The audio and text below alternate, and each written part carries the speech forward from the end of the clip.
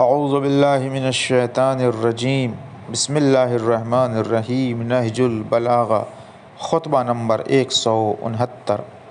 جب صفین میں امیر کائنات دشمنوں سے لڑنے کا ارادہ کرتے ہیں تو اس موقع پر مولا کا یہ فرمان ہے: اے اللہ، اے اس بلند آسمان اور تھمی ہوئی فضا کے پروردگار جسے تو نے شب و روز کے سر چھپانے، چاند اور سورج کے گردش کرنے اور چلنے پھرنے والے ستاروں کی آمد و رفت کی جگہ بنایا ہے، اور جس میں بسنے والا فرشتوں کا وہ گروہ بنایا کہ جو تیری عبادت سے تھکتا نہیں۔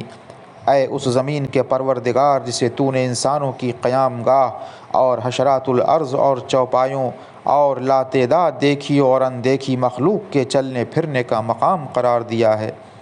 اے مضبوط پہاڑوں کے پروردگار جنہیں تو نے زمین کے لیے میخ اور مخلوقات کے لیے زندگی کا سہارا بنایا ہے۔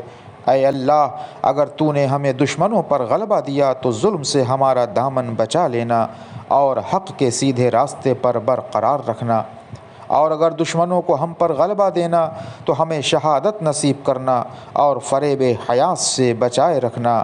کہاں ہیں عزت و آبرو کے پاسبان، اور کہاں ہیں مصیبتوں کے نازل ہونے کے وقت ننگ و نام کی حفاظت کرنے والے وہ افراد جو غیرت دار تھے؟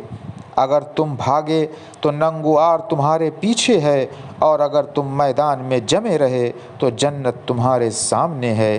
وآخر دعوانا ان الحمد للہ رب العالمین۔